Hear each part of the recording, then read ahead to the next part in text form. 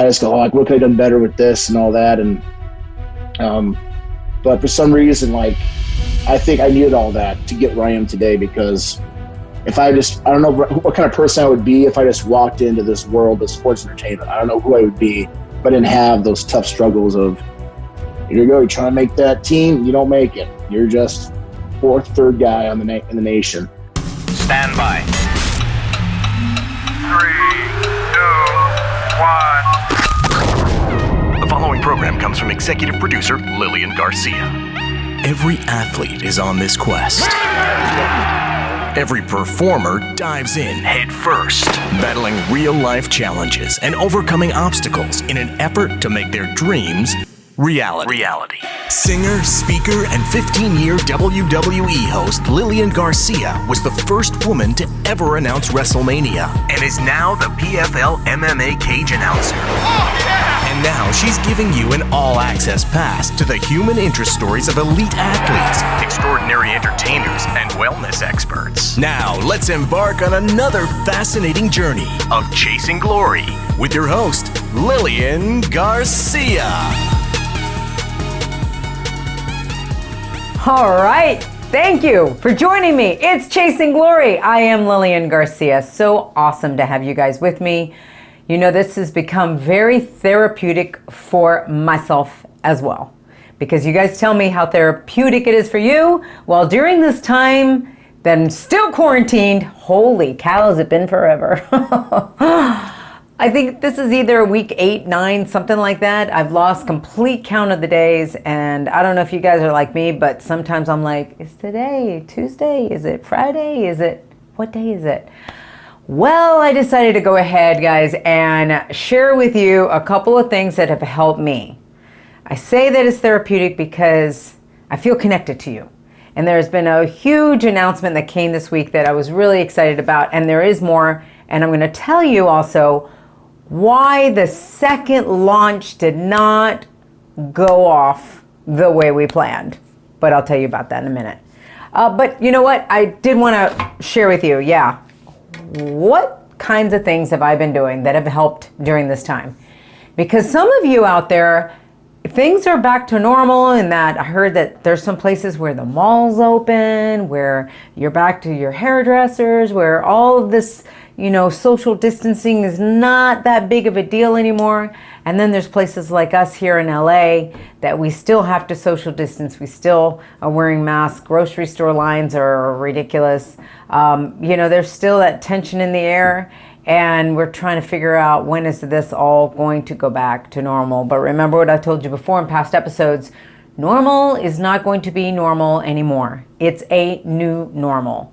And just accept that. If you can accept that, then you can move ahead a whole lot better and without so much anxiety, and just focus on, hey, the new normal could actually be better than the old normal. Because I remember a lot of people in the old normal going, man, I wish I had time for this and that, and I wish that I could work from home, or I wish I could have more time with friends, or things like that, or time for projects, to learn things that I've never learned before. And then we kind of get that, and then all of a sudden it's like, I want to go back to normal, to my day job. It's crazy. Us human beings are insane. But anyway, all right, so things that have helped me. Because of the social distancing, being with friends and family, it's pretty much through FaceTime. Thank God I have my husband. Thank God I have the dog. So that has been very helpful. But my poor mom, guys, as an update, she's still just 5 minutes from me. She's in an assisted living place.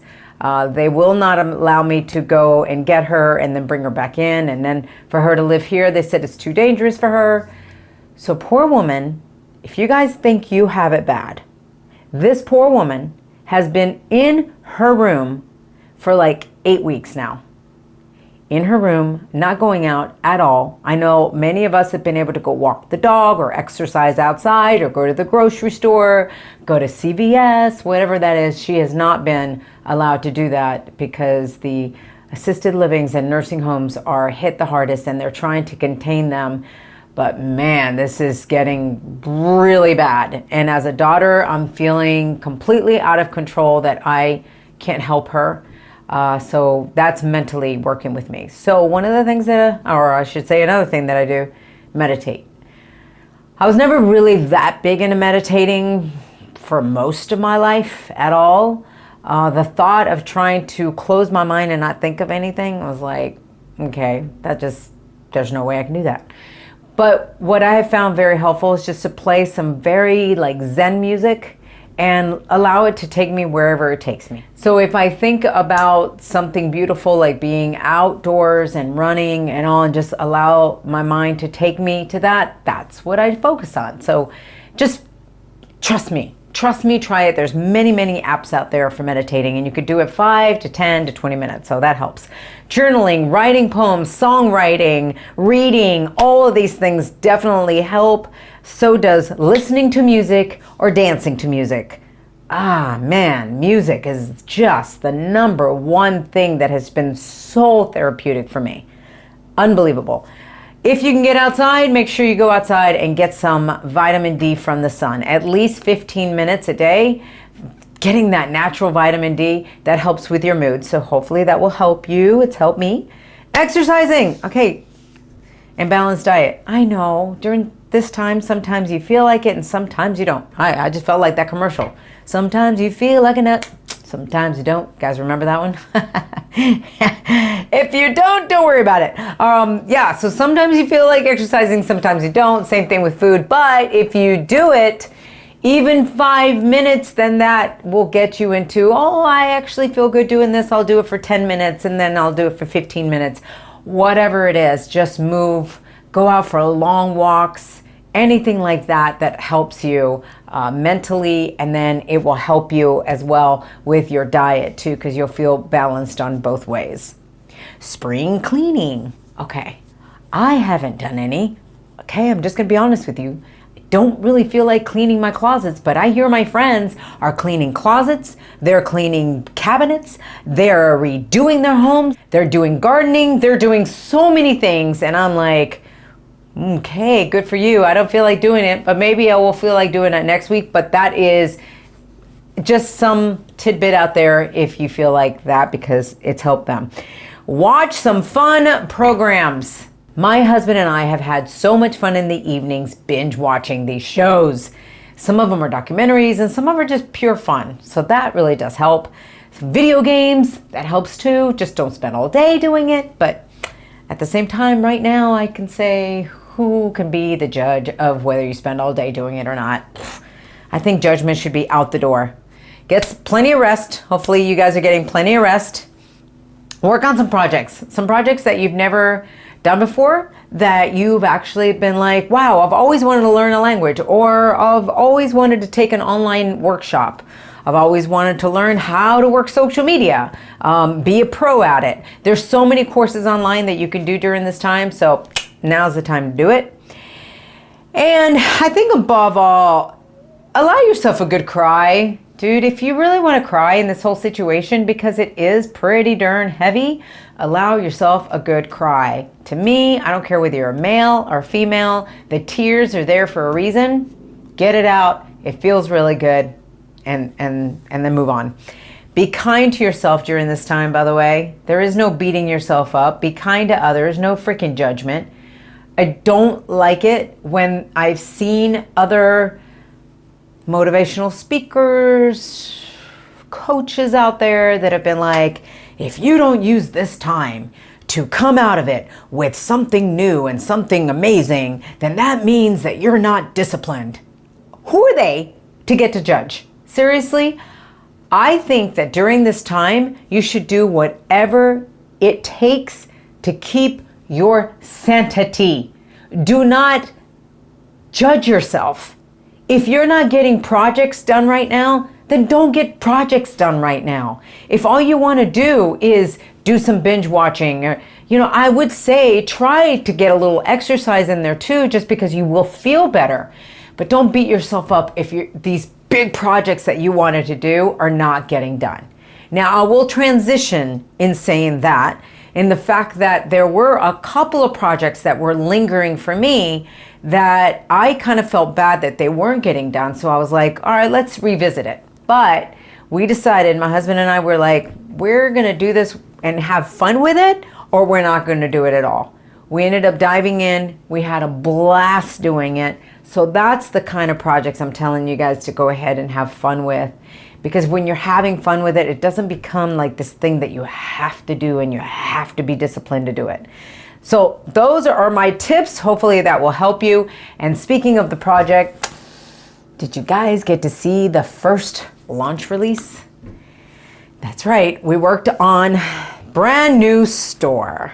It is the new Chasing Glory streetwear. You guys have been asking for it. You've been asking for more Chasing Glory merchandise that you could get besides just the Chasing Glory t-shirt that we had. So, like I said, this has been in the works for a while and decided to go ahead and get it done and launched, and it felt so good. And I love the responses you guys have been giving. So exciting. Really got creative and just try to bring you something fun that you could actually even wear now, because not everybody's going to the offices and getting dressed up or anything like that. So this is clothing that you can use now, whether you're at home or whether you're starting to come out of lockdown, but you're still just, you know, walking around the streets, and a lot of work from home still. Well, you can be comfortable in this, but you can be inspired. So check it out, chasingglory.com. You will see all of it there, and scroll and scroll and scroll. And ladies, oh my God, the tights. I'm so excited about the tights. And also the tank tops. I mean, we got a lot of great stuff, from mugs to socks. So check it out, and we will keep adding more and more items. And we even have limited items there that you can only get for a short time. So chasingglory.com has that all. And what we're wanting to do is start this contest back up again, where you can get a free Chasing Glory t-shirt. And trust me, there's a lot of t-shirts to choose from. So a while back, I had asked you guys to please write a review to Apple Podcast, and that is because it really does help the show. Well, we were selecting a review of the week, and then at the end of the month, we would select a winner, and then that winner would get an 8x10 autographed by me and also a Chasing Glory t-shirt. Well, the contest is back. It is so easy, guys. All you have to do is go to your Apple Podcast, find my podcast, and you might have to scroll down because sometimes you'll see the episodes first, but you'll see it right here where it says where you can rate it. Thank you guys for the 5-star rating. Really, really appreciate that. Been 5 stars since 2017. And then write your review. So if you can see, there's all of these reviews here that people have been writing. So you just write your review. We're going to select one, and then from there, you will be put into a drawing. So your review will get read on the show, and then at the end of the month, we will choose the review of the month. So excited about that, just because we get to share that merchandise with you too. This is an example. Troy wrote, actually, I'm gonna put Troy in the drawing for this week. Why not? He wrote it. Lilian is phenomenal at what she does. She never fails to make her guests feel at home, and her interviews are deep conversations between friends. Lilian's amazing. Stay healthy, and please stay safe, sis. I love that he said sis. That's so cute. Troy, thank you. Troy Turner, you're already going to be in the drawing. Really appreciate that. So make sure you leave a review, that 5-star rating, so we can go ahead and put you in the drawing. And of course, read your review live on the air, and you can get a t-shirt. All right. So from that, I wanted to address back what I said at the beginning of the show, how we were going to have 2 launches last week, and then something happened. Well, it's kind of a lesson that I want to share with you in the fact that we had planned a launch for Tuesday, which happened. That was the streetwear. And then we had planned a second launch for last Friday. Well, when we were looking at everything that needs to be done for that second launch, we realized, what the hell were we thinking trying to launch 2 huge projects in 1 week? And sometimes that happens, right? We can get overzealous and we can go, oh, I can do this for this day and I can do this for that day. And then you get to being close to that second day and you realize, holy cow, I am not ready for that. So my husband always says this saying, and I think it applies here, I would rather be late and right forever than be on time and wrong forever. I think that that is a brilliant saying because it really does say everything. Guys, just because you set a deadline, if it's not going to be right, don't put it out. People most of the time will understand. So I let everybody know during social media last week, hey, guess what? We're actually going to push the launch to next Tuesday, which is tomorrow. So hopefully it's happening. We're on set for it. And if for some reason we have to push it back again, we will. But I will say I'm very excited about the second launch. My team has been working extremely hard. You guys asked for something that you could be more involved in, that you could get behind the scenes footage that you'd never seen before, things to do with me singing. Like, there's a lot of things that are coming your way, so I don't want to give it away. But tune in definitely this week and check that out. And again, just want to thank you for the support that you continue to give Chasing Glory. This is another way that you can support the show and keep it going. All right, and the reason why, because people like today's guest, man, amazing, inspiring, so incredible, what a soul. Otis, love this guy. And I didn't know that much about Otis beforehand. Of course, I've met him, but I didn't really work with Otis for the many years that I worked with so many others. So when I did some of the digging, and you'll hear his bio next, I was blown away because I had no idea that he had accomplished so much in his life as he has. And then seeing his journey into the WWE, incredible. Last night, Money in the Bank. We talk about that in the perception of what it was like going into it, because of course we got his interview before Money in the Bank. So I'll let you hear from him as to what he was feeling like and thinking going into that match, which was at the corporate headquarters. Crazy. I love what WWE is doing though, like thinking outside the box and bringing these things to us. So anyway, make sure to watch the show as well. YouTube.com/Lilian Garcia. Follow the show at Chasing Glory on Instagram. And of course, ChasingGlory.com has everything there, including the brand new streetwear. All right, you ready for this? Put the sleeves up. Here we go. Here is Otis's journey of Chasing Glory. Born in Duluth, Minnesota, Otis was born to become a wrestler. He had wrestling in his blood, as his great-grandmother would wrestle in circuses and carnivals around northern Wisconsin as Kettle Kate. With wrestling in his genes, Otis became an accomplished amateur wrestler in high school, and with an undefeated record of 48-0, he won the Wisconsin Division I state title in his weight class. He would continue that success on a national level when he became a champion at the 2009 Greco-Roman Junior Nationals. He also won a national title in the Junior Pan American Games and won a bronze medal in the 2014 Pan American Games. He would train under the guidance of Olympic gold medalist Rulon Gardner and was considered a prospect in the 2012 Summer Olympics. The transition to pro wrestling was smooth for Otis, as he was already a huge wrestling fan growing up. He began his training in Colorado, where he attended college, and at the WWE tryout, he impressed officials with a unique combination of massive strength and excellent mat skills. And soon after, Otis signed a WWE contract and reported to the Performance Center. He would soon form a team with Tucker, calling themselves Heavy Machinery, and became a force in the NXT Tag Team division.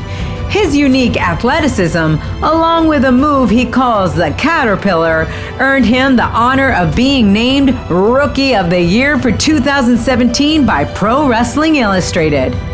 Otis and Tucker would make their main roster debut in early 2019, where they became standouts in the tag team division. Although they have come short of winning the tag team championships, Heavy Machinery has been one of the highlights of SmackDown Live.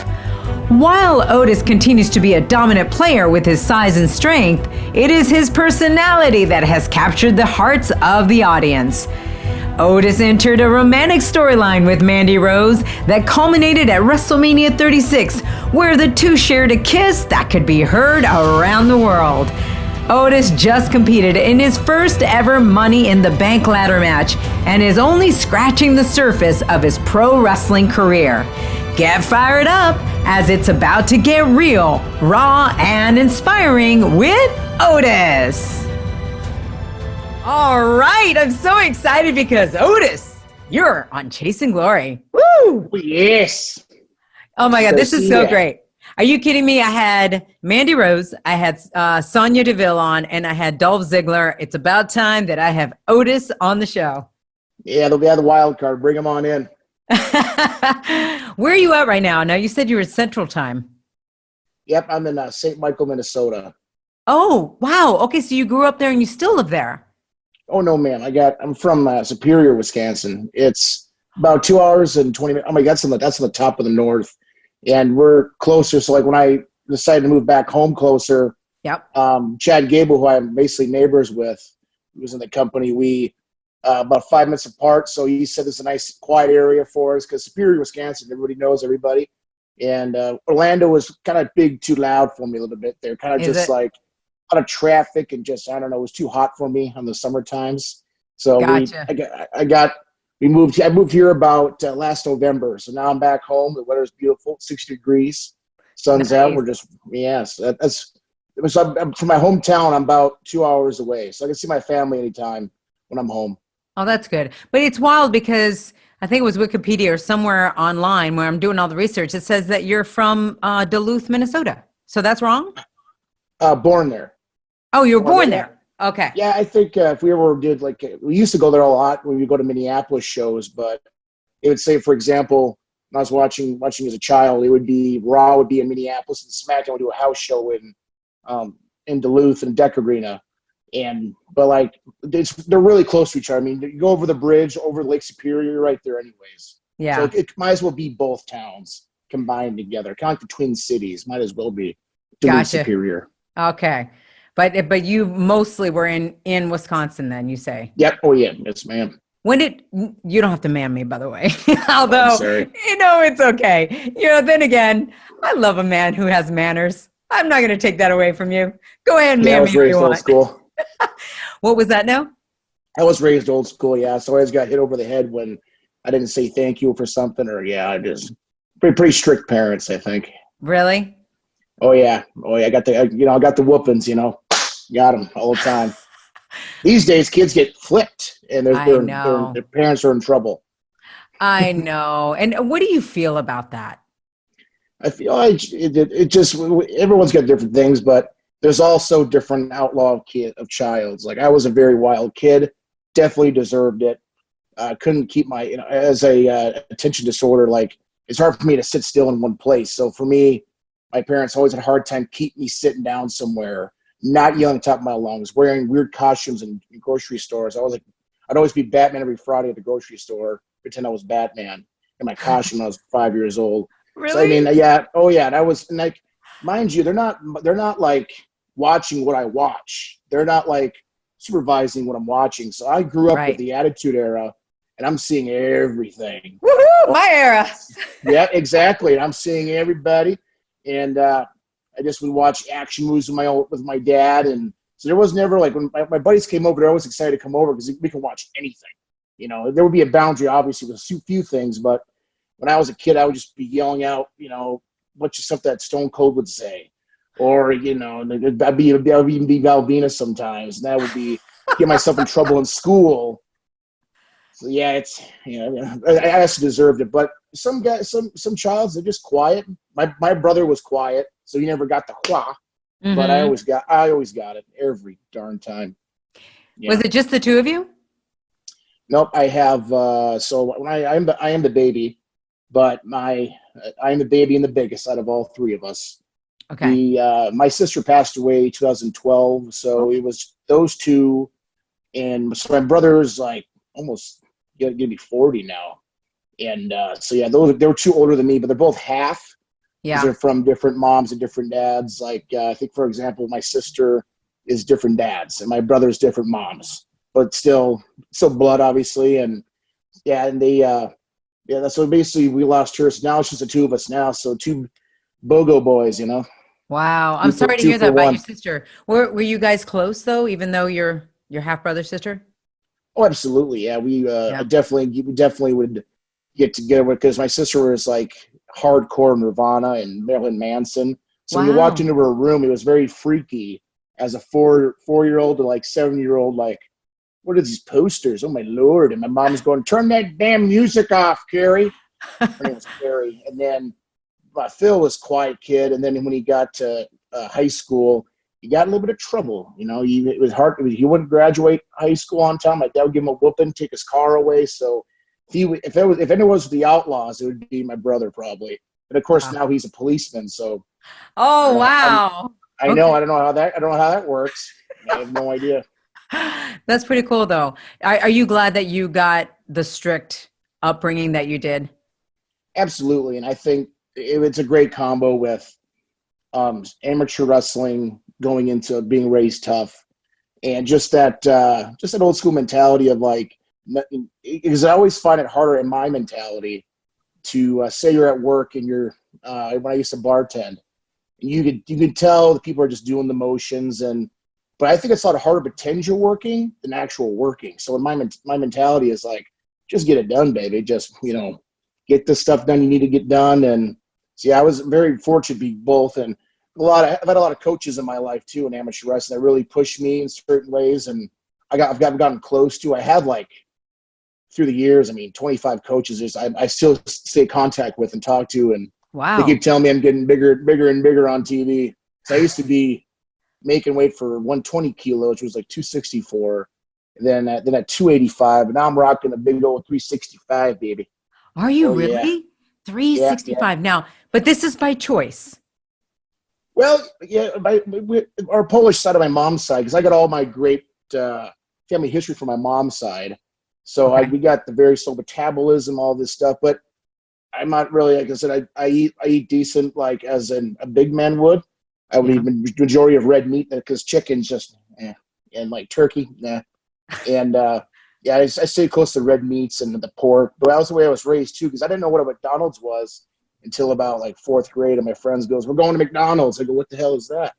And then you go there and you see the weird bun with the sesame seeds on there. I go, and I was raised on Texas toast and like rye bread, so it was very foreign to me. But I remember my mom saying, "That's going to melt your muscles. Quit doing that."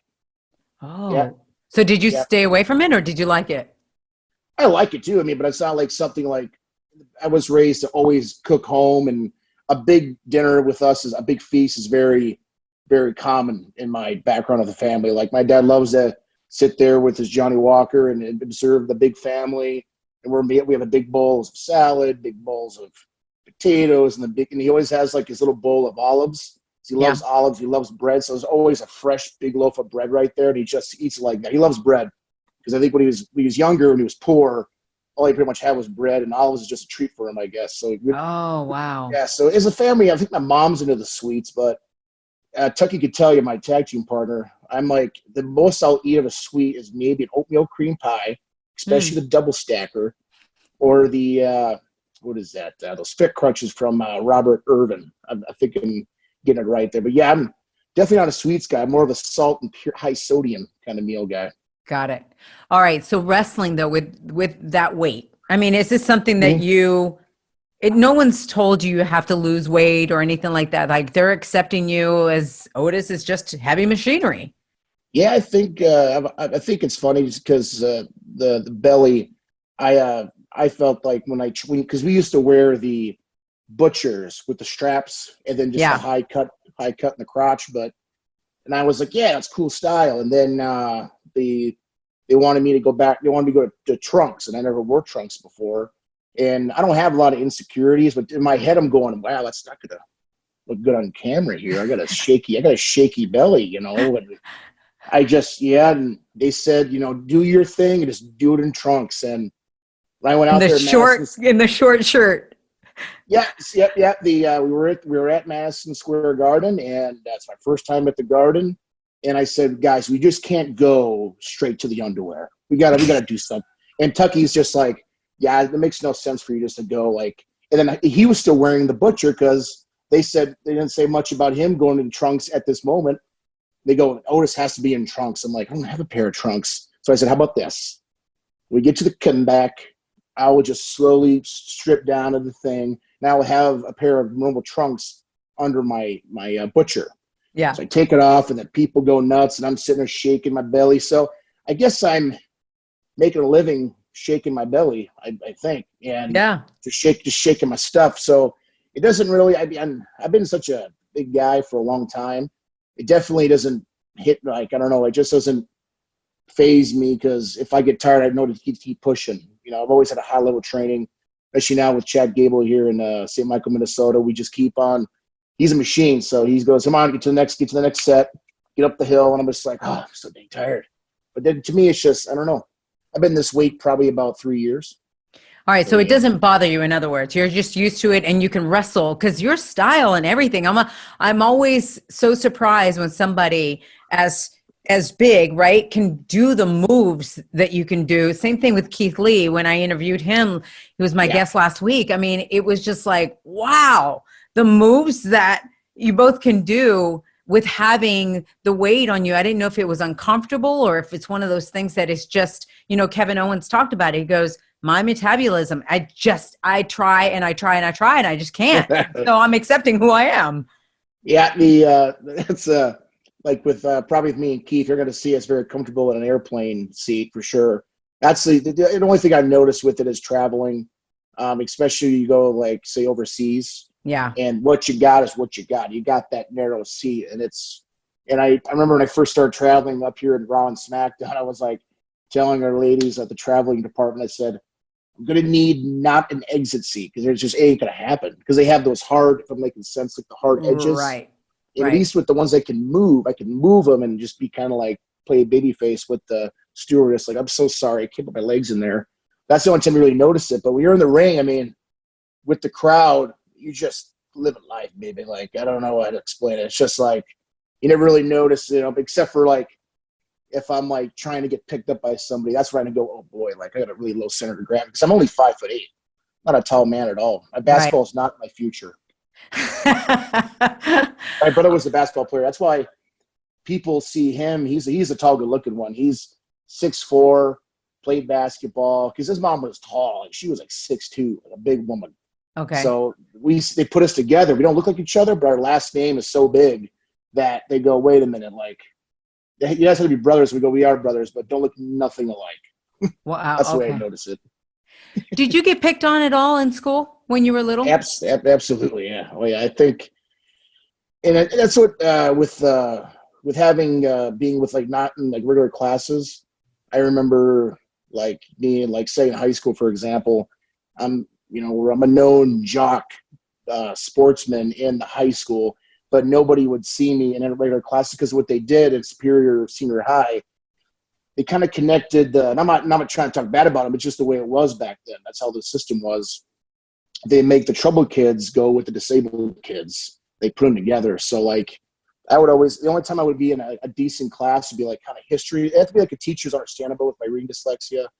And there really isn't a term for it. It's just, but I remember as a kid, like if you remember like reading, like the teacher goes, all right there, Otis, it's your turn to read. And I'm just like, oh boy, and I'm like stuttering, and the kids laugh. But yeah, I've always been made fun of my way I look, my weight problems, I don't want to say weight problems, but just the way I looked. And with reading. So yeah, I mean, I got plenty of stories of me trying to follow kids back home, trying to get at them, but it's just I wasn't the fast one. And recess was weird and all that. But these days, like, it's funny to look back now, because a lot of those kids that did do that, I don't even think they don't think of the balls to talk to me anymore. I don't think that they don't. What did you say? That they don't want to talk to you? Probably. I mean, just to confront me, probably, because because some of the things they would say to me, and then I mean, it's very it wasn't like, it was always about, it's like stupid to me is still pretty sensitive to me. Like, so it's not by accident or like nature. Someone says, stupid idiot. Like, it hits me, but I'm not gonna oversell it or anything. I'm just going, okay. But it is true. Things that happen to us early on, it's crazy how it does stick to us. And things that somebody says that they think it's just a throwaway line it just reignites that feeling. It takes you back to that age. It takes you back to those kids saying those things, and I'm happy though that you're talking about it right now, and I appreciate it. And even when I sent you some texts about coordinating this interview, remember you writing me back and you said, I apologize, but I have dyslexia, so it's hard for me to get through this, but I'm having my girl, she's helping me. Yeah. It's like with those paragraphs are tough. I remember I first started tagging with Tucky. We'll be on the road. And and that's another thing too. Like say, like we just talked about when you say something that stings people inside, but they don't say anything about it. It's the same where a joke is. Every time I've mentioned it, I've gotten a giggle and says, yeah, me too. And it's like, you just kind of go with it, but you really need to tell somebody. So it took me about maybe 6 months to tell Tucky. He said, hey man, this is like, because we got together as a team. Yeah. We didn't know each other that well. And then we started becoming friends and this and that and getting our work in the ring somehow fine-tuned. I told him, I said, hey man, I really just can't read this. And I remember like at finals in college, when I tried going to college, I get this weird pain in the back of my head. And the doctor said it's basically because I was getting these weird headaches. I was getting freaked out. I go, what is going on? And he goes, you just get this, I don't know, I forgot to say how he explained it, but it just like the nerves and the tension in the back of your head is very high stress. It's from you trying to read and comprehend, just trying to get that basically. Because when you're in high school, I had my angel teacher, Miss Barbara Danielson. She helped me through everything. Every test, she was my reader. ACT, she was my reader. We just had a great relationship, and she did her best to get me passing for those athletics especially math and all those hard classes. And she helps you, but in college you're kind of on your own. They can, they have programs, but like say for a book, if I need an audio CD, an audio tape to comprehend the book, some classes don't even have them. So you go to the teacher and go, what should I do? Well, it's on you, because no one's going to sit there and read with you that much pages every night. So college is tough. I'm not bitter about a lot of things, but maybe a little bit bitter about college just because it just was like, man, like with the full wrestling schedule and trying to overcome this was tough. Right. But Tucky, it's funny because there are long days on the road, and I'll go, Tucky, what does that say? He'll do it on purpose. He goes, did you read it? I go, brother, I'm trying to, but he fully understands. And everyone is it's very funny to tell people right away, because I don't know how much they know about it or anything, but it definitely makes you humble in life, because the things that people can do every day is not easy for me. It's just like, all right, like I actually can only go my phone for about a good, like say, your phone, you might call it phone binging. You're going through Instagram, you're checking out all the peeps, the workout stuff. And my brain starts going, okay, bro, you got to put it down, take a break. So yeah, I'm definitely attention's like weird, but somehow in wrestling it comes together. I don't know. I'm glad that you're talking about it though, because there's a lot of people that have suffered and are still suffering from dyslexia. Actually, my sister has it. Yeah. And so when we were growing up, didn't know that she had it. At that time, they weren't diagnosing it as dyslexia. Yeah. She was just having a hard time. And I remember Dad going to her like, what's wrong with you? Why can't you get this? Why are you not applying yourself? And so without him knowing that it wasn't that she wasn't applying herself, it just wasn't computing. Poor thing. She started feeling so self-conscious and started getting to the point where she hated school. She was getting very intimidated and was just like, I can't do it. But the good side of it, it forced her to go what she does love. She's very creative. She is a singer, but she also paints and draws. She's so good at that. That's where she really applied herself. And to this day, she's still doing it. Oh, yeah. So I think that there's a silver lining in the fact that for you, maybe schooled and, it was hard, but do you feel like it made you apply yourself in wrestling even more in sports? Yeah, I mean, I did have a lot of support when it came to my teammates. Trevor Grant, we would train, like say we do a run in the morning, then we get back, and he would help me with a project to be fine tuned, just have another pair of eyes on it. And it's and I believe in life, everything happens for a reason. And I also, believe in karma. You gotta just be a good person, man. I mean, I've been, I'll be lying to say I'm the perfect angel. I'm not the perfect angel, but or the perfect son. It's just that you just got to be just be genuine with yourself, and like with that, it's like I just knew I had to do it to get to what I love, which is wrestling, being competitive, get to the next tournament, get to the next semester. Basically, was just like always on the edge of your seat, just like, all right, what are the? Because I think they changed and this could be just in my head, but I could have swore they changed the percentage from a D plus to a C was like a big 20% difference. So I would be like getting these C's, and then they changed the grade average or something for points. I'm sorry, I'm not explaining this right. Sorry. But it would be like, wait a minute, I thought that was a C. And I would go to the professor's office in her office hours, and I would just be like, she goes, no, it's this and this. I go, oh God, I get a D plus. Oh, great. So it's just like Chris Farley over again. So it was, it just. But you did it. You know, things you did it, and like I said, when I say bitter, I mean just something, because when you don't achieve a goal, it bugs you. If you're, you know, driven person. I mean, but right now it's like I'm doing what I love, my dream job. So I mean, what are you gonna do? I basically, it's the one promise I broke to my dad. I said, he goes, he's from Europe. He's from former Yugoslavia.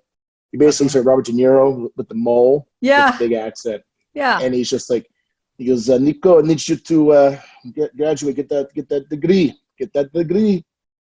I won't bother you with anything in your life. Just get that degree. And I'm like, okay. And he was a ship sailor guy around the world for like 10 years.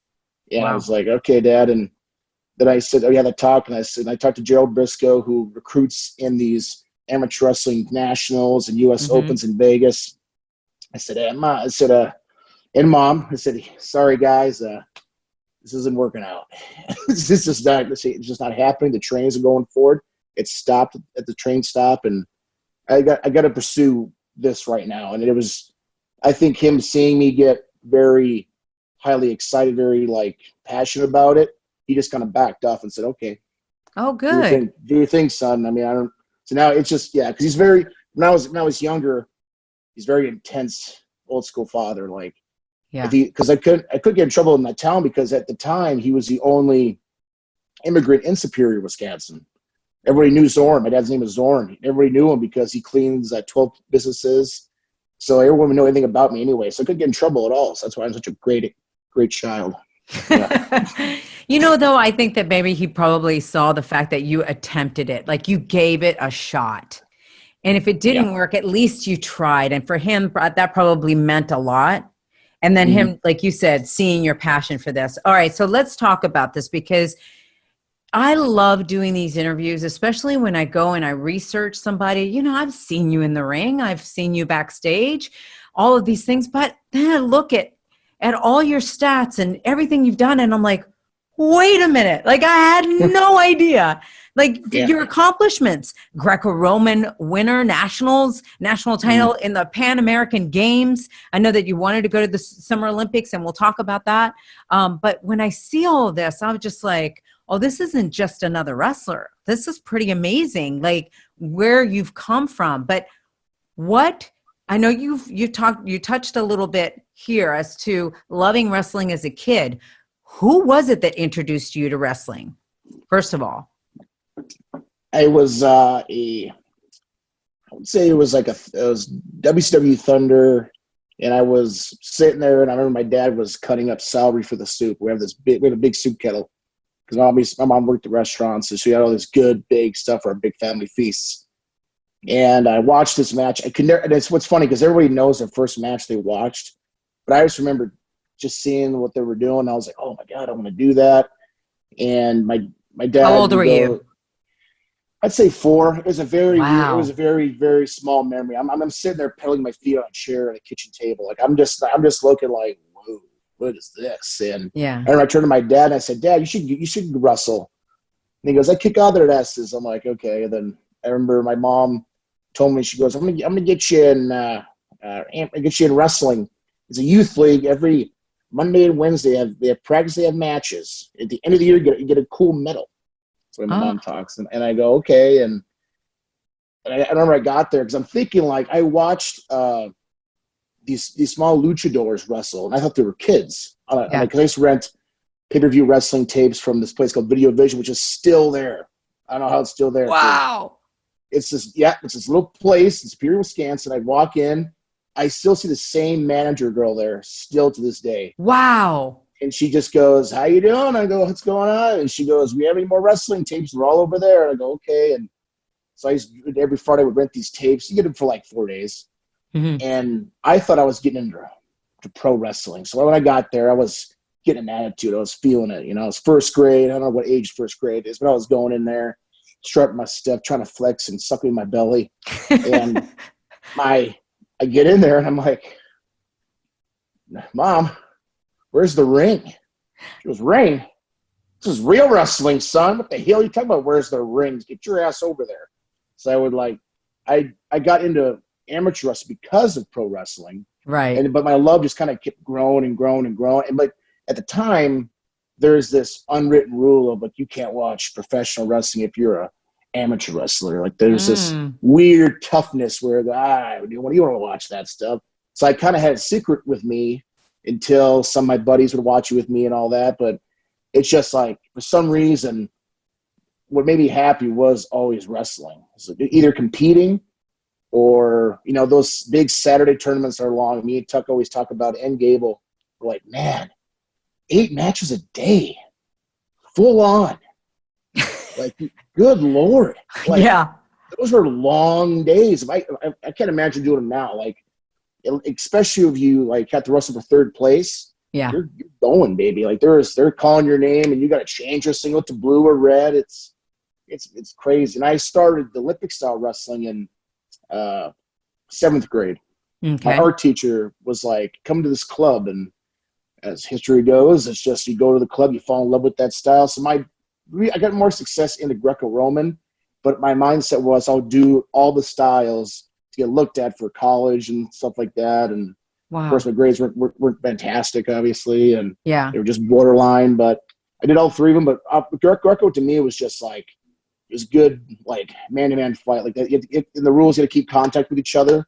Okay. A lot of times in collegiate wrestling, they kind of you get some spacage there and do fast stuff. I wasn't really a quick, agile guy, except for what you see in the ring. But it was me. I got the nickname Dozers because I kept going forward and headbutting people.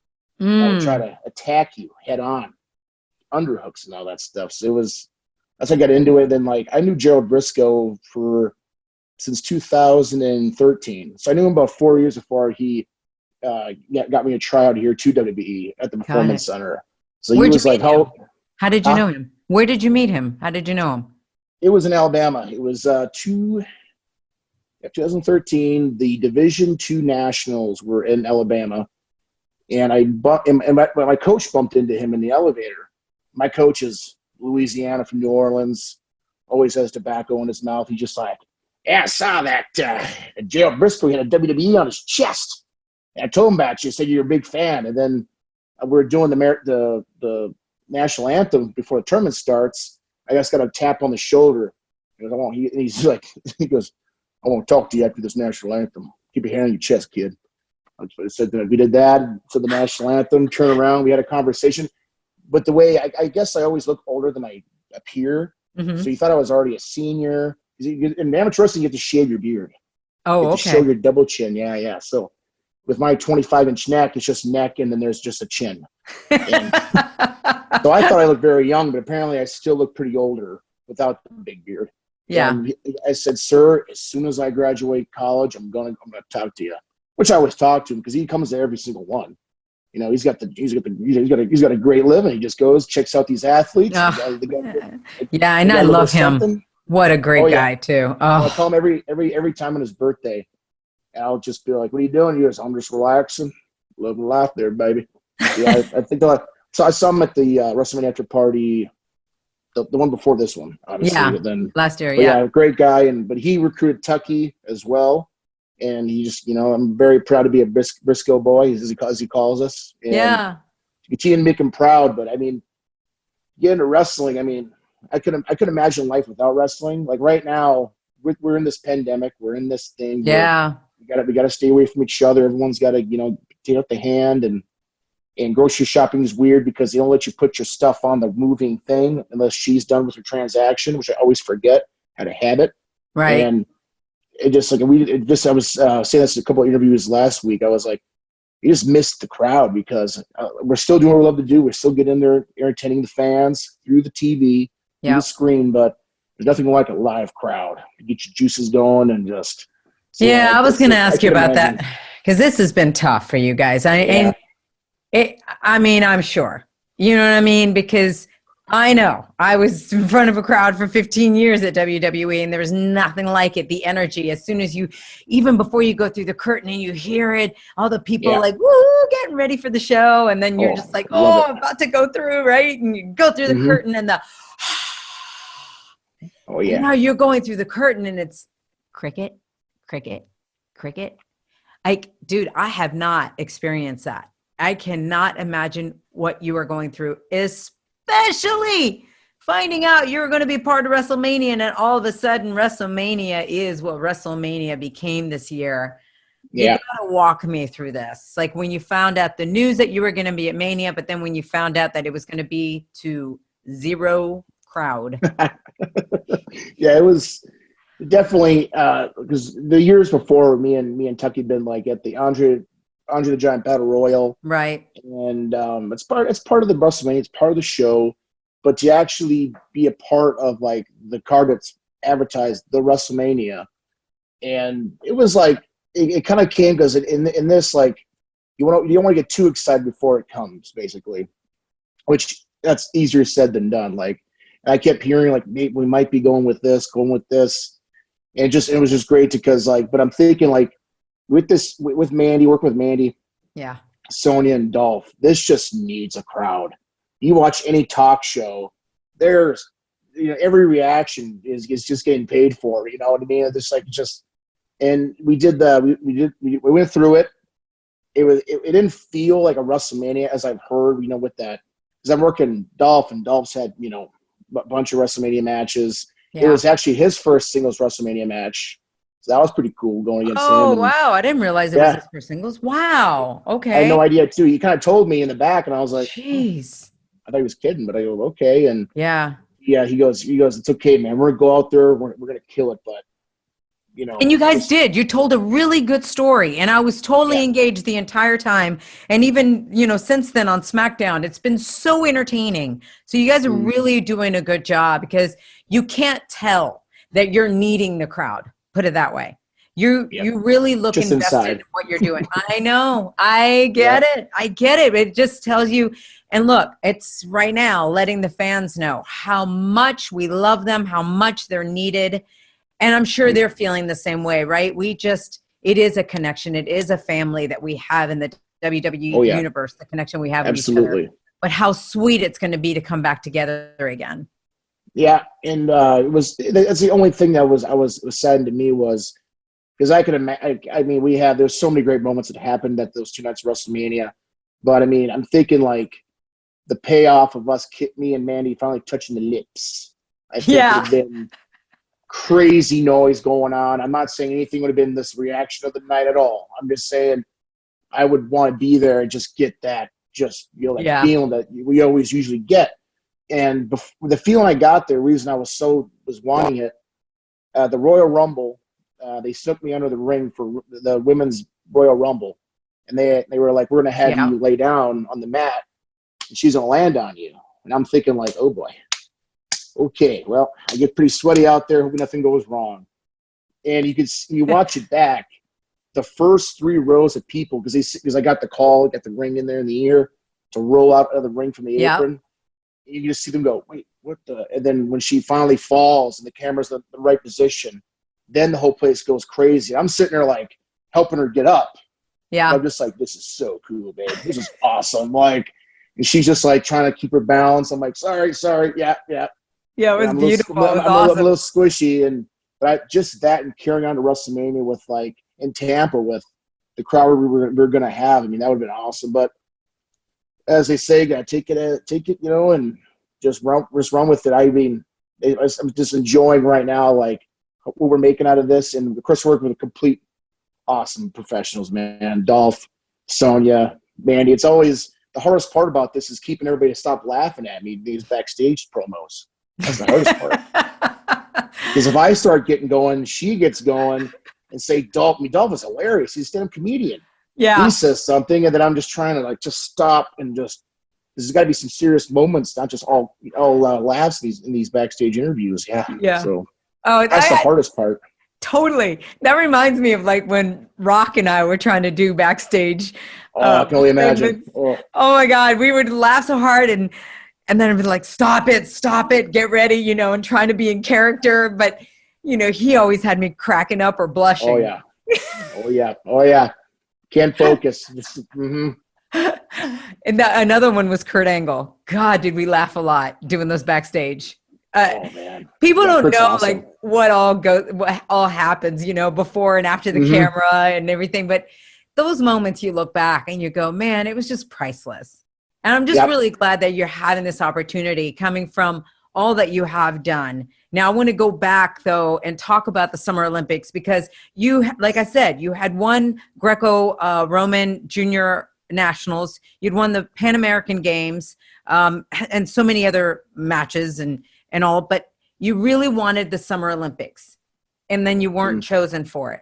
So tell me about that, because, chasing glory, you can try so hard, but sometimes you're just not going to get the glory that you were looking for. I want you to tell me what that would have meant for you and how you've been able to be okay with the fact that you weren't chosen. Yeah, the success rate in amateur wrestling is basically what the backstory is a little bit. Like I was pursuing, and like you always kind of in wrestling there's no really off season. I know in here there's not really an off season in amateur wrestling, because the guys are at that level are constantly training. They're constantly looking forward to that one, because you think it's crazy. We're sacrificing a lot of things for that one day. And God forbid, hopefully that one day goes good. Like that's that one day of competing. Hopefully it goes great.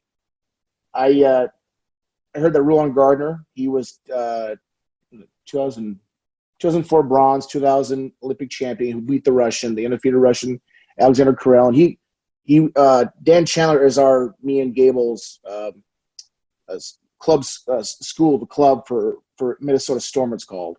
And we were teammates there, and Dan Chandler called me up. He goes, I told Rulon I got a crazy guy that you could train with. So he wants you to not move it to Utah, I think just fly there, which ended up being like 2 months, turning into a whole year I was with Rulon. But talk about being under a learning tree with him, because like he had that reputation of going at the biggest loser, and everybody kind of they took him serious after that. But wrestling him every single day, it made me more of an aggressive wrestler, and also just like the mentality of going in there. It was awesome, man. Like just learning it. It was basically became his little son, because he's got 3 dogs. He's got a beautiful wife in Logan, Utah, and we just became awesome family together. And I was still very young. Like I was a baby going into the adult world of amateur wrestling, because when I won the Pan American Games as a junior, so that's 17 until 23 years old, I want to say. I don't know for sure the FILA rules. But then you can also, once you're 18 or I think 17, you can still compete in the senior division, which they're the big dogs. There's the big cats right there. Rulon kind of put in a good word in for me for the Steve Frazier, Momir Petrovitz they were both coaching at the Olympic Training Center in Colorado Springs. And they said, hey, this kid's he's a wrecking ball. He's constantly aggressive. He doesn't have any technique. I'm just going to tell you that right now. And I've always had no technique. I don't know what the hell's going on with me. I'm like a robot. I don't know. I just have no smooth technique. You see all these great Olympic champions before you, or before you, like they're so smooth and they have these cool moves. Me, it was just dirty brawling, basically. I'm going to get that win through conditioning, through the will. And I was always top 4 or top 3. I always got, me and Peter Kowalski would battle for 3rd place, because once you're top 3 in the nation, you're a national team. So you have to be ready at all times. So when I got the bronze medal in the senior division in 2014 in the Pan American Games in Mexico City, Robbie was, I think, hurt, and they said, you need to go. So like usually 2 and 3 are always like have to be ready to go if number 1 can't go at that time.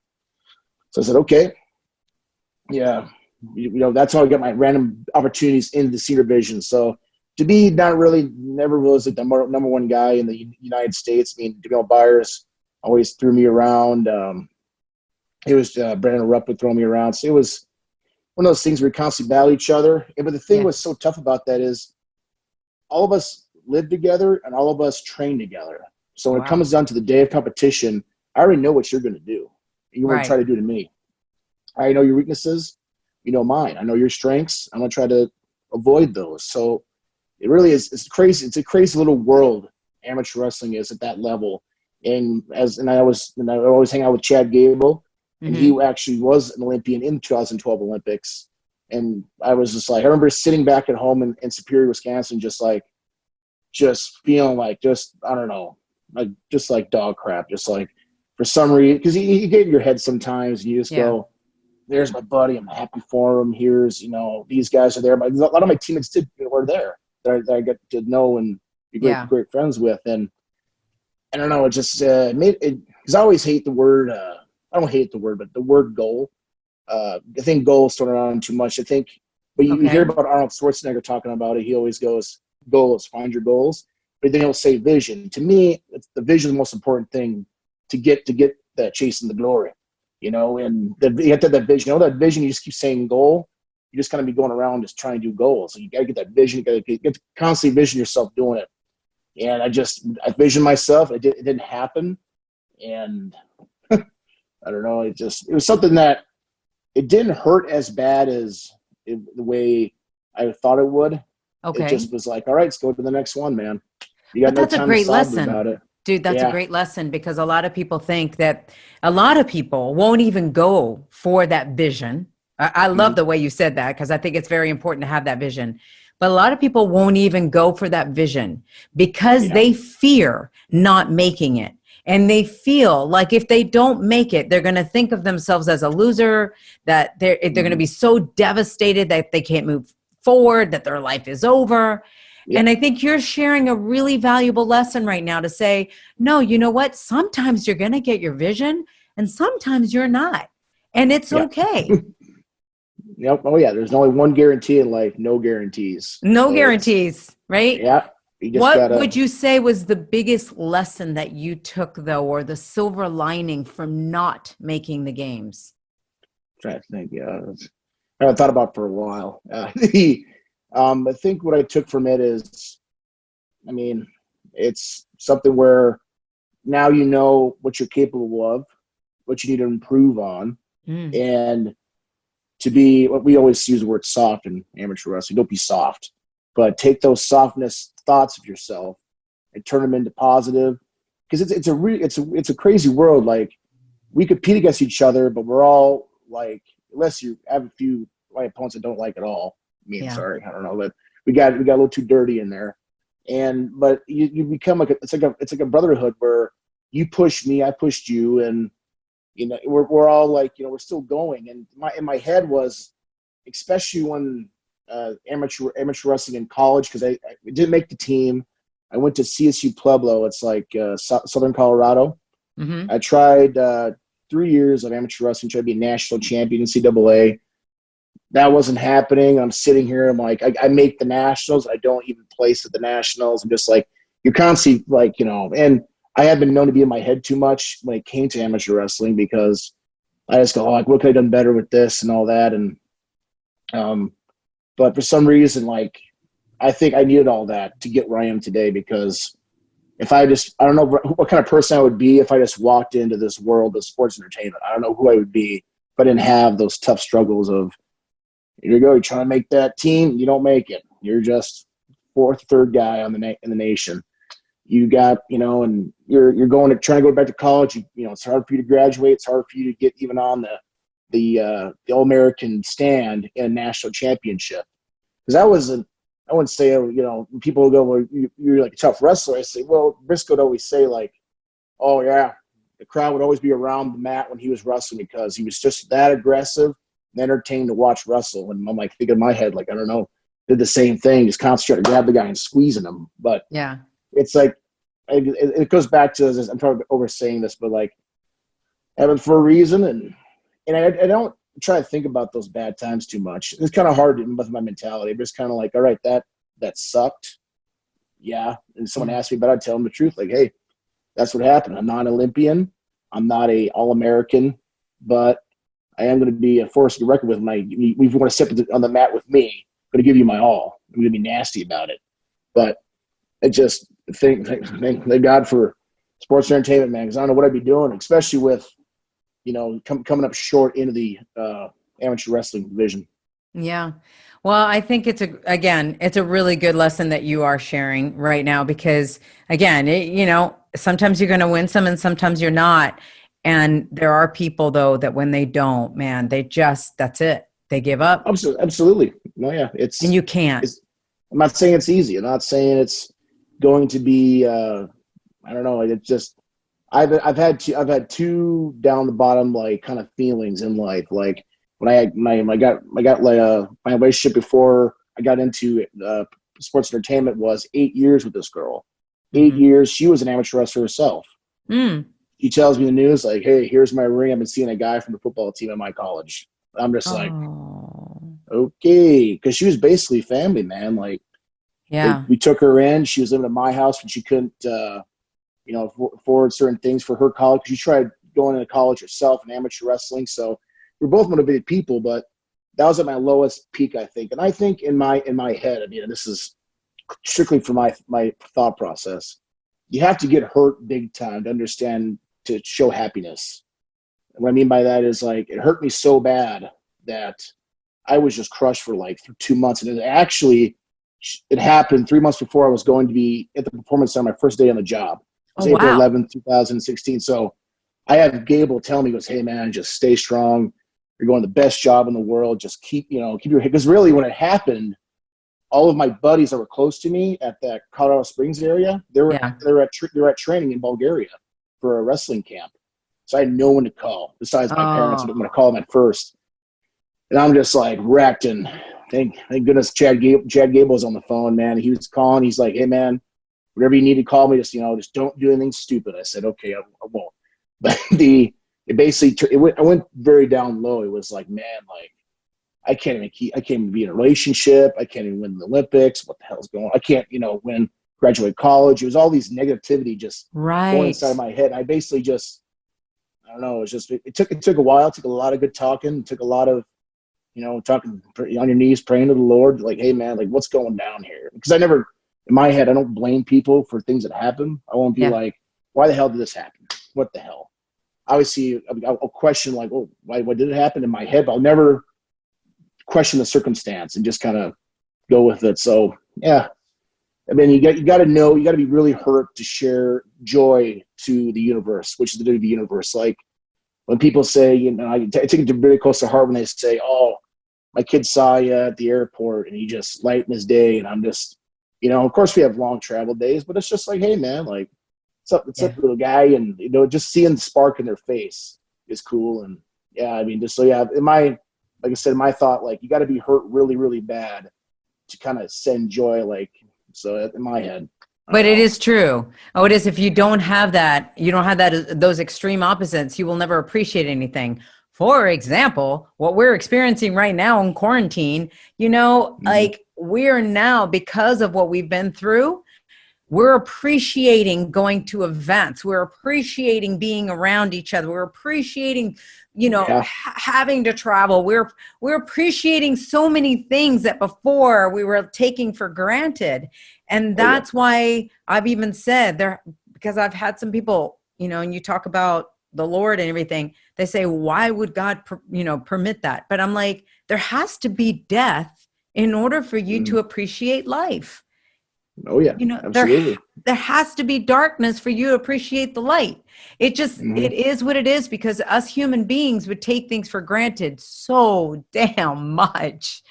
It's an everyday thing, until it's missing. And then you're like, what the hell just happened here? Like, yeah, absolutely. Completely 100% agree. And like I said, I'm not dogging on like people that do hang on to those bad feelings. Like, it's tough, man. It's easier said than done. If something bad happened to you and you're just picking ways to stay down there, I mean, I did it too.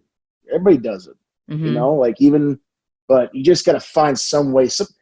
And I don't really believe in like hanging out with the best crowds. Like, for example, I always heard like, "Stay away from this guy because he'll make you do this or this." In my head, it was, I'm my own person. If you're going to be sitting on your butt all day, and I'm over here getting inside the apartment, grabbing my food I need for the day, grabbing my training stuff that I need, you do your thing, man. I don't care, But it's just, it never bothered me with crowds, but you just got to find something that makes you happy, find the good people. And I think that I credit a lot to Trevor Grant, as I mentioned before. He's, where's he living at now? I haven't talked to him in a while, but he helped me a lot with college, but he helped me a lot with like studying the Lord. And he also, Andy Bezic, who is me and Chad Gable's best bud, he's an amateur wrestler in 74 kilos. And just that positive energy and those good talks we had together just really helped me out, and so you just got to find that. I don't know. I'm not really good at explaining stuff. I'm not really. You're doing great. Don't put yourself down in any way. You're explaining it extremely well. I wanted to ask you about that because when did you find God? Because I saw on your Instagram, the first thing is, I love Jesus. And I was like, wow, that is so beautiful, because so many people are so scared to even say that they believe in God or that they love Jesus or anything, because people think, oh, they're radical, and I know it's gotten me through a lot to have the belief. Now, if you don't believe, I'm always telling people, I don't care what you believe or you don't. Just like you were saying about that guy, right? If he does work or he doesn't, I don't care. I don't care if you believe or not. I'm going to do what works for me. But how have you been able to be, when did you find, has it always been in your life? And two, how have you been able to be okay to be open to share that and have that even in your Instagram saying, I love Jesus? It's it became like very wasn't sunshine and rainbows at first. It was I wasn't raised in a very religious family. My dad was at the time there was no churches in Europe around Yugoslavia. So when he came to the States, he saw these churches. He goes, "What the hell are people doing?" So I had no influence there. My mom has a really tough childhood. Like the way she is now, I completely understand. Like she's been, like I said, she had a very bad upbringing with her father and mother. Like being raised, she's been beaten, she's been this, and like, oh wow. So she really has a very trying to have her find that peace is really hard to do. Yeah. And she's Polish. We're all stubborn Polish people that in our family, and the for me it was like like I said my dumps were with my ex-fiance leaving me for 8 years, but the other one was when my sister died, and she died I think in it was June 2011. We were it was just like she got a call, she overdosed, and oh, I'm so sorry. When that happened, I felt like I was a bad brother, and I felt like I didn't because I was so focused on amateur wrestling and being in this small world that we were in. She had a lot of mental issues I didn't know about. I found out from other people in the town, and then this and that. When you talk to her, she would just tell you lies that she's doing great, but really she's not. So I felt like I was just stuck. I mean, like I heard the news, I couldn't breathe. Same with the ex-fiance, I couldn't breathe. I was just like, oh my God, like blood pressure's going up. I can't express what's going on right now. It's crazy, like, and when that happened, like I was so down about it that I remember just somebody when I went to Pueblo is right where she passed away. So I didn't make the team. Carrie passes away, and I was kind of this lunatic, like not giving a shit kind of guy. It was like, oh yeah, and people are not used to seeing me that way. They always see me as always smiling and lovable, and I just kind of felt for some reason this feeling this not good. And when Trevor talked to me, he was like, hey man, like, he goes, what goes, can you just tell me what's bugging you? Why is there a big chip on your shoulder? Yeah. And I would tell him, and he was kind of like, okay. And it seems like somebody needs faith, and somebody needs the light. And he told me that exact thing, and I said, like, and of course he would come to my apartment, and he would mention we have Bible studies every Tuesday. You can come over, but I'm going to come over and not push you to belief, but I'm just going to have you read it and understand certain things I think are going to help you that are bugging you about the certain situation with your sister and all that stuff. Because really, it was hard to talk to. It's always been hard to talk to my dad and my mom because it's just like their mentalities are like, it happened. It sucks big. Like my mom still can't talk about it. Obviously, it's her daughter. Yeah. But my dad is very like, come on, just keep going. Don't show weakness, don't show emotion. So it's hard to talk to those guys. So when I had Trevor, teaching me, kind of thing. So that's when I started believing, and I got baptized.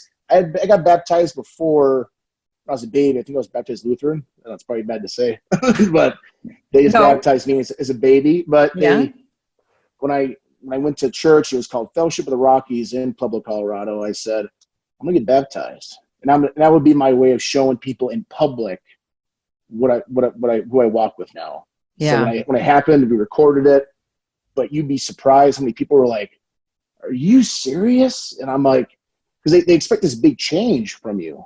But I said, no, it's my inner peace. It's who I walk with now. I gotta because it always bugs me. Some when they preach about, they say it to be super, super just. What do you call that?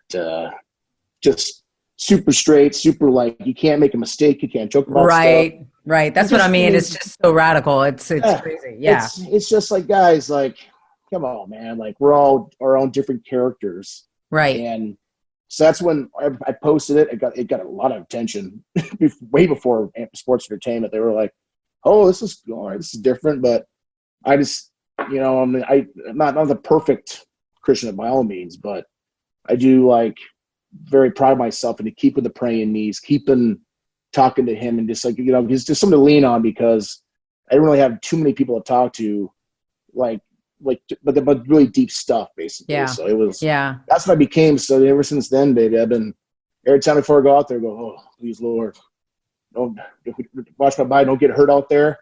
Yeah. And don't, I don't know.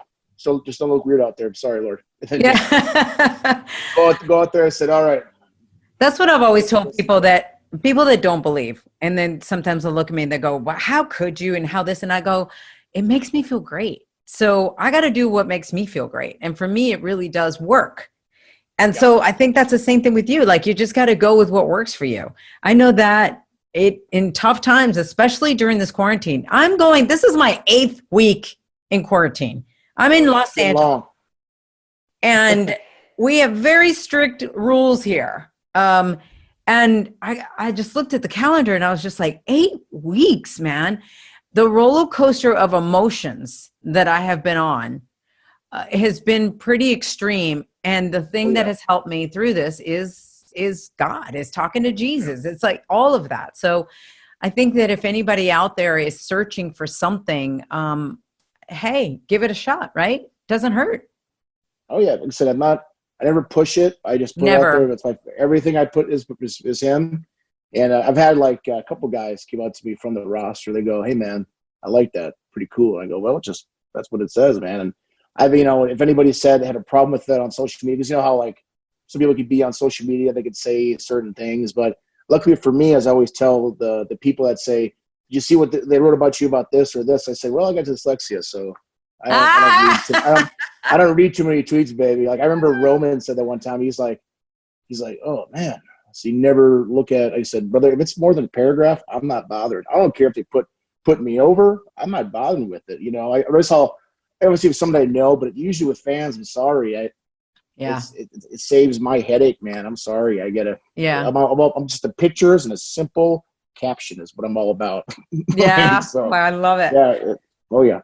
All right. So you know that I talked about having Keith Lee as my guest and now having you, and both of you were in the movie, The Main Event, which is out on Netflix. He was telling me how much he absolutely loved it. It was the first movie he'd ever done, and how it really stuck this bug in him where he wants to do more acting. What was the experience like for you to do it? Here's the opening pitch with it. Mark Carana goes, "Hey, you're going to be in this movie." And I'm thinking, movie? He goes, "Yeah, you're going to be basically more disgusting, more smelly, this and that more." Because we know these jokes around a lot. So he goes, "More nasty than you already are." And I go, "What the hell?" And then I hear it, Stink Face is the name I'm playing. Yeah. I go, "Good Lord." All right. Then they gave me a call, our WWE film people. I don't remember names, but they said, grow your beard out and do not trim it. Everything just keep growing. Nothing just – that was my only thing I had to do before the movie, leading up to the months going into it. And we're going to Vancouver, and I'm just first of all, everyone that's on there, we have a lot of our people on there. Yeah. the NXT crew. We have Raw SmackDowns there. So it really was fun until my one last week there when I do all my scenes, all my wrestling scenes. Yeah. Actually in the ring, I was alone because it was like they'd shot myself kind of last in there. Aha. So it was really fun for 2 weeks. And the third week, I was like, there's nobody here besides the makeup ladies. I'm just partying with them all the time. Yeah, it was great. It's something new where it's just cool and I met a lot of independent workers over there in Canada that were in the movie. They're excited about it. And it was something cool for me because I'm a big movie guy. Like I have a big, not big, but like I have a theater, tribute to like my love of movies in my basement, basically. Really? So I'm big. It's pro wrestling, horror movies, thrillers, actions. I'm big into movies. So it was cool inside of me to be in a movie and play a character this kind of style, because I basically would, if I was ever a bad man in pro wrestling, this would probably be my character.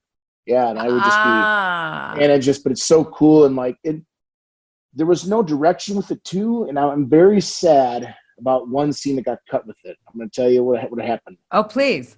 They it's when the stud goes in, he registers his name and he says his name and she goes, okay. Before that was supposed to happen, I walk up and I blow a snot rocket when she says, "Who are you?" And she actually, and then the poor girl, because I was having a little runny nose, and I thought, and I went to Jay, the director, I said, "You want something nasty?" He goes, "What do you got?" I go, "What if I just blow a rocket right on the table?" He goes, "Well, can you do it 3 times?" I go, "Let's do it." So we get up there, and she goes, "Name," and I go, I blow the rocket, and I say, "I'm Stinkface." That's the only thing. Maybe it's in deleted scenes, maybe in a DVD special. I don't know. I know it's Netflix. That sounds like a horror movie for me. Oh yeah, it was like, it wasn't to the point where I was too sick to work, but it was a little runny, and I went. I went to the girl and I said, "Are you cool with this?" And she's like, "Well, are you planning to get it on me?" I go, "It might. I'm sorry, but if it does, I'll buy you dinner tonight. I'm so sorry." Yeah, we got 3 shots of that, and I thought that was gonna be so. But the movie's really awesome. I mean, the movie's good. Yeah. The fart scenes really blew me up because when you're because in movies you're not going or you're going full blast, baby.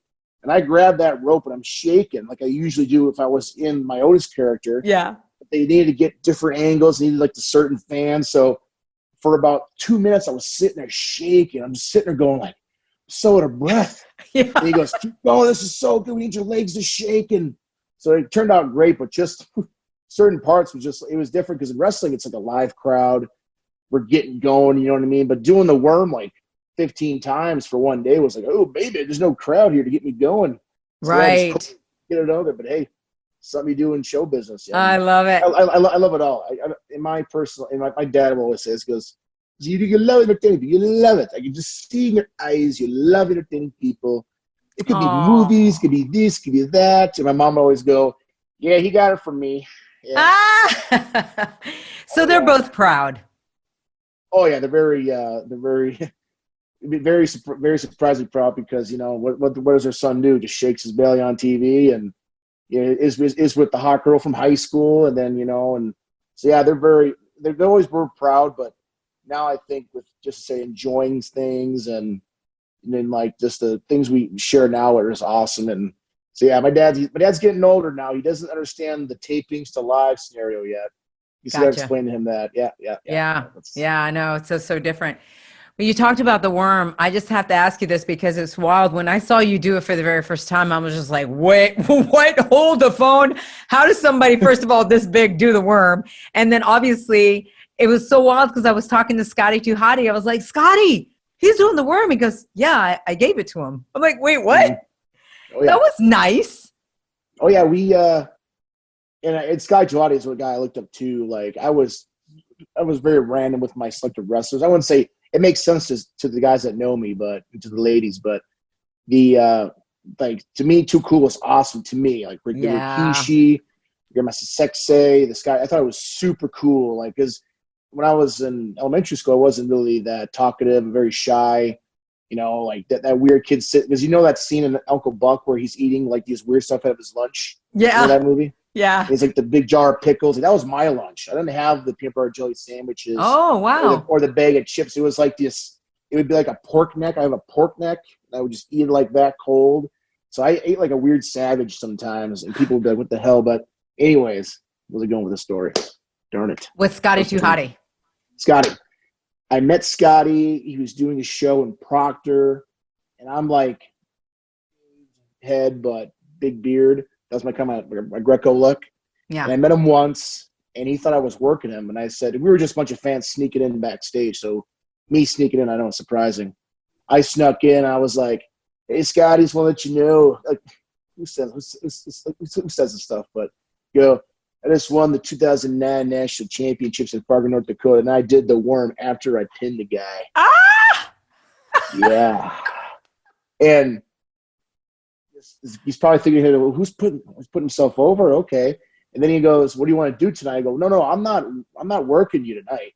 He goes, who are you? I go, oh, we're fans. Of course, he didn't say get out of here, but eventually we had to get out of there. But right. Holy heck. And then years later, he was my coach, and Scotty Tuati has had nothing but great help with heavy machinery. It becomes a character, it comes for timing, especially with little things like say we're doing the T-shirt bit where you have your T-shirt, you sexy take it off. Yeah. Whoever wants the sweaty T-shirt, I don't know why they want it, but they want it. And he just goes, you're going to pause that there. Don't keep it at a certain angle. Just little details really help Scotty with us. And me and Tucky are always blessed with Scotty because it was really cool. Because we were with him in the Performance Center, I think, for about 9 months.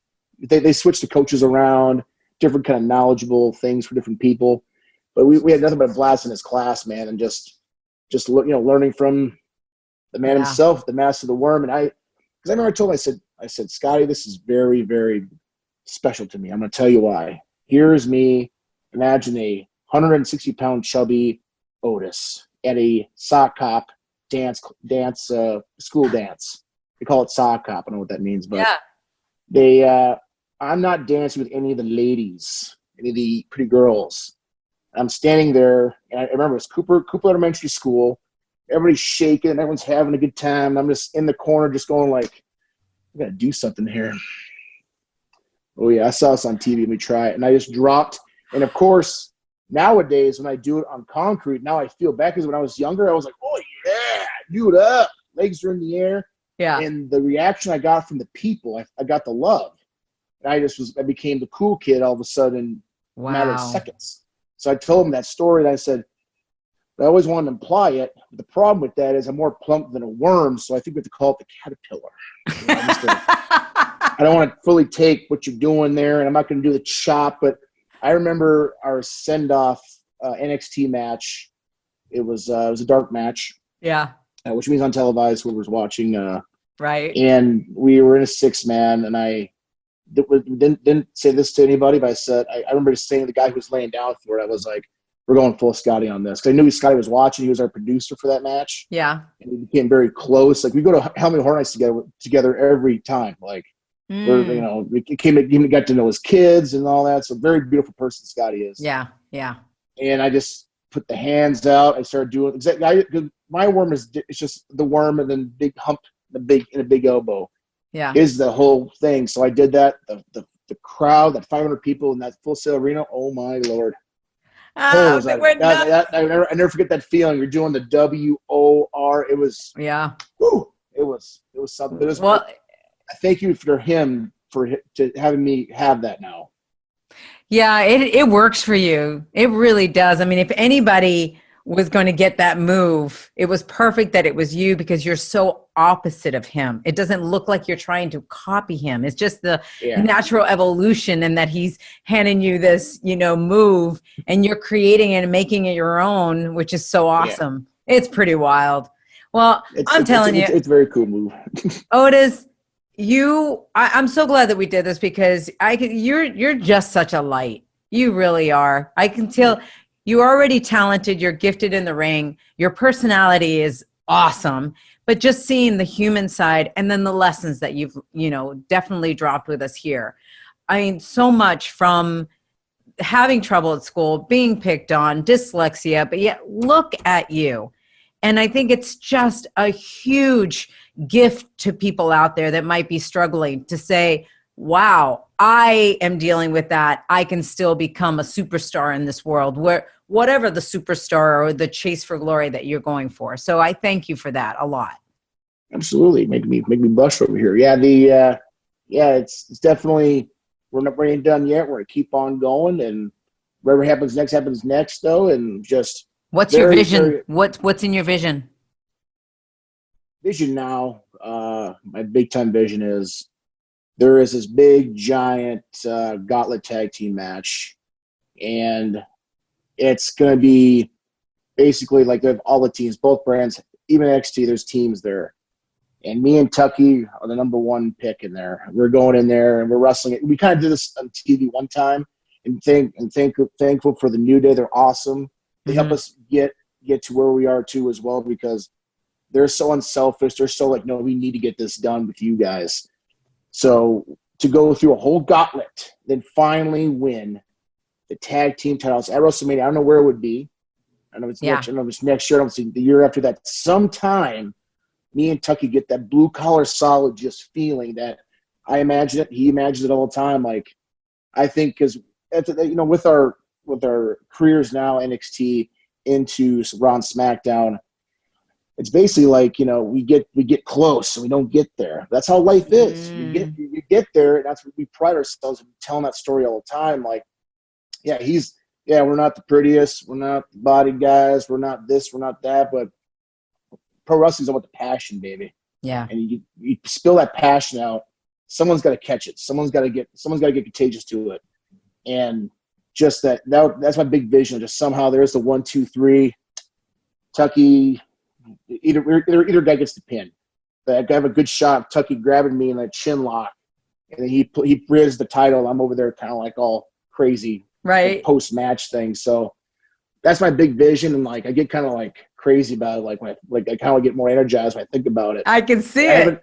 I haven't thought too much in singles, besides of right now. I mean, we're kind of doing this thing, and now you have Money in the Bank going on. So yeah, I don't know what's going to happen. All I know is I hope that ladder can hold me, because good Lord, I don't like heights. Yeah, I want to let people know right now that this is actually going to air the day right after Money in the Bank. So it hasn't happened, but how much are you looking forward to that?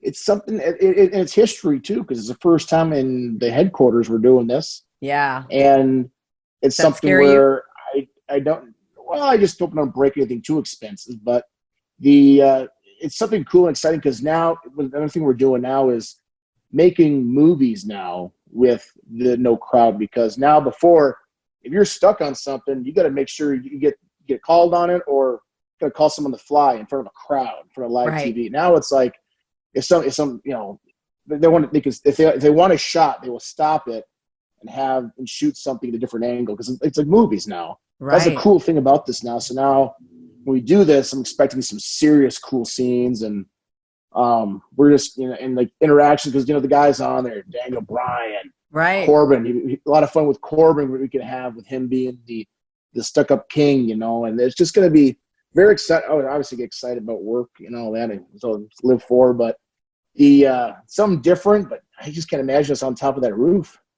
I know. I'm so excited to see this. I have never experienced it, obviously, because we always had a crowd during this whole thing. But I know when I saw WrestleMania and I saw the Boneyard match, and then I saw the Fun House, I was like, oh yeah, whoa, this is freaking awesome. And the silver lining to all of this is we would have not had the Fun House or the Boneyard match, right? Yep. So we wouldn't be having Money in the Bank at the corporate headquarters, up on the roof, and all the things in between that's going to happen. So good luck to you. Like I said, this is airing the day after. So by the time people watch this, it would have happened. I'm sure it's going to be great, because what's so cool is that you're giving the perspective of your excitement going into it. So I wish you nothing but success on that one. Thank you. And as we said before, things happen for a reason. So that's why things are happening. But I want to thank you. Thank you. No, I was going to say ma'am again. That's okay. Thank you again, hon, for having me on the show. I think it's an awesome way to get messages out, that because people will say they don't need the motivation, but I think, and on social media these days, everyone's a self-motivator. Everyone has their opinions and knows the secret way. But what you're doing is great because you're just having people tell them stories. You get them out there on the camera, on the podcast. And that way people know what certain things take to get where they are. So I think it's doing an awesome job, hon. Not blowing smoke. Aww. This now is, you're making me fortunate. blush. Yeah. Thank you. Yeah, you don't understand. It's awesome. Yeah, when I reached out to you and you said that when I was like, hey, I don't know if you know about Chasing Glory, but I would love to get your story. You're like, oh my God, I love Chasing Glory. It's so badass. You have no idea the smile that I had on my face. I was like, wow, this is so cool. Well, because it's like, I know that the fans are loving it, but when another wrestler is loving hearing the stories of yet their colleagues, I think it's really darn cool. So I really appreciate it. Well, then you know that I always finish the show asking you, has your chase for glory looked the way you thought it was going to look? You're a kid. You're looking at your life. Woo! Do tell. In a way, like the vision's been like the same, but it can always change what's going on with the times and all. But I wouldn't think I'd be doing. I mean, when you're younger, you don't think, oh, superstar. Like I couldn't be that. Like, and you get the negativities in your head. Like if I was the chubby kid, still a chubby kid, but the chubby kid that was looking at me now, I wouldn't believe it. Honestly, it'd be something where I'm like, whoa, you're doing that, and you're making a living off that, you know, and you meet all these people. I met it's crazy. I always tell people like it's kind of with the amateur wrestling, with the sports entertainment. I know so many people around the world. I'm bragging. I'm just saying, like I've met so many people that I just feel like I just have these connections with all of them around the world, and I think, you know, and it's all a journey, man. And and it really is like you can't call what's going to happen next. You know, I just as that song goes, like Jesus take the wheel, and I'm over here just like think I'm going the right way, but maybe there's a detour I got to take over there. I mean, I don't know, like it's just something where but I'm very, very satisfied in a way of like I'm really glad that this is happening the way envisioned it, but now the vision's got to get a little bit stronger, and me and Tuck and Mandy and Sonia and Dolph, we all have that same vision of like, let's make this the people, you know, like just, you know, crave it, you know, want it. So it's cool, man. You've been doing it. It's already there because it has been a great storyline and everything that you're doing. So good luck on this continued chase for glory. Seriously. Tell everybody how to find you on social media so that they can stay with you. All right, social media. They changed it up because they took out the last name. It's Otis _WWE and Instagram. And I believe it's the same for Twitter. Yeah, so try Otis _WWE.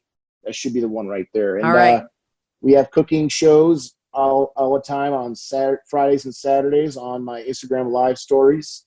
Check those out because the majority of our fans are barbecue fans. So just let you know, if you want some barbecue, you want to learn how to do it, hit us up on Friday and Saturdays. Oh, that's so much fun.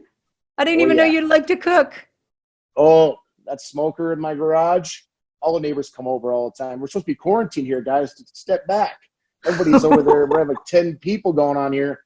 We're just eating my barbecue, my brisket and all, and the ribs. Fun hobby. That's awesome. All right, dude. Well, have fun. Thank you so much. Thank you. This is Chasing Glory with Lilian Garcia. Thank you so much for watching. Make sure you guys subscribe to this channel so that you don't miss a single video or live stream. And definitely share this with a friend. All right, follow the show at Chasing Glory on Instagram, at Lilian Garcia on Instagram and Twitter, and Lilian Garcia official fan page on Facebook. For everything Chasing Glory, just go to chasingglory.com.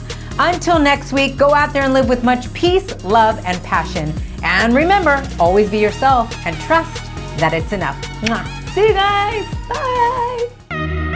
Thanks for joining us here on Chasing Glory from executive producer Lilian Garcia.